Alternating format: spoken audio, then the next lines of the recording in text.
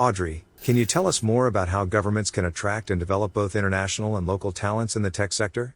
Yeah, and I think these two are really the same thing, because what Vitalik's been talking about is that in each community, in each project, in each DAO, there really is no restriction that says only people of a certain country can form associations, and they have to talk through intermediaries and sign MOUs and sending ambassadors and so on, right? Naturally, within a Discord channel or within a conversation group, people identify each other by the projects they contribute to, and only later discover, oh, they're Taiwanese or from some other country. So this contribution first mentality paves the way for the kind of talent that builds connections and builds street credibility in a way that transcends the borders, transcends boundaries. And I think in order for our talents to retain such intrinsic motivation, the best way is just to spend more time with people with similar intrinsic motivation and who have traveled far and wide.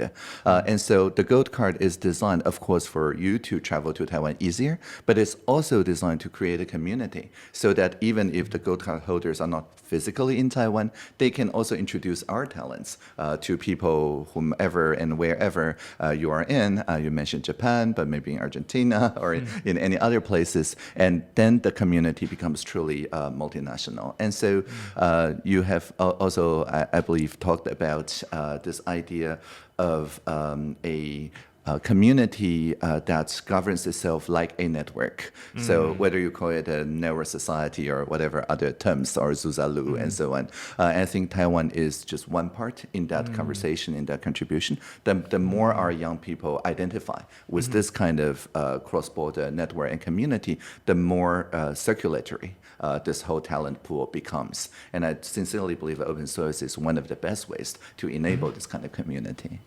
Yeah, I think, the internet and open source technology in general is doing a lot in enabling new ways for people and groups of people to organize. And I think what's interesting is a big portion of that happens pretty organically, right? It's sometimes people love focusing on, creating the incentives and working really hard on optimizing the details of voting schemes and all kinds of things. But a lot of the time, you just need a pretty thin layer of that. And what matters the most is just, if you have some clear, thing that you're building towards, and there's some story that appeals to a lot of people, and those people appeal to each other, then they're going to just want to collaborate, and they're going to want to, work together to build it and make the best version of it that they can happen.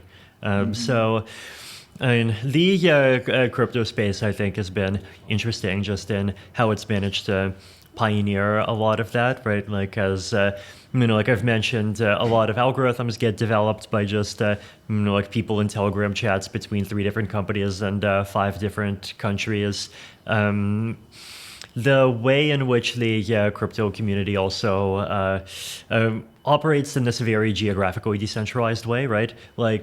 If you had to ask someone, what is the capital of AI, right? Which city? There is a clear answer, right? San Francisco. But if you had to ask that same question for crypto, there just is no answer, right? There is a collection of maybe 5 or 10 different cities that have, a bunch of crypto activity, but otherwise, it just happens everywhere, right? Even Ethereum's own history, the foundation was registered in Switzerland. A lot of its early development work and still some of its biggest development work happens in Berlin. There's a significant team in Asia that's an entity in Singapore, a couple of developers in Taipei now, also some in Romania. There's a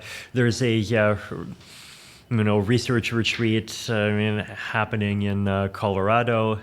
So it's just all kinds of people from all kinds of different walks of life, and there's a bunch of things that happen that helps everyone to cooperate without having to push everyone into being in any kind of particular mold, a particular structure, or under a particular person or schedule, right? And I think that's a really fascinating and amazing. And one of my interests is definitely seeing like to what extent things like that can be expanded upon, right? Like we have this opportunity to, try to do a better job of like building things around like values that people have and things where people have existing common interests that like try to give structure to that and actually like help people work toward those common goals, even if those people don't like at the beginning come from the same place, right? And communities that start online can go offline. Communities that like start offline can also go online. It can be fluid in both directions, and I think that there's a lot that can be done to make that happen even better. Indeed, I really like how you talk about those cities as if they are like names of neighborhoods in one city. Right? So really, it's a kind of born global idea where the entire planet is one city, and then we have some neighborhoods. Yeah. Yeah, it definitely does feel like it's going that way. Hello, I'm Vitalik Buterin, founder of the Ethereum project. See you on TaiwanPlus docs. Hello, I'm Audrey Tang, Taiwan's digital minister. See you on TaiwanPlus.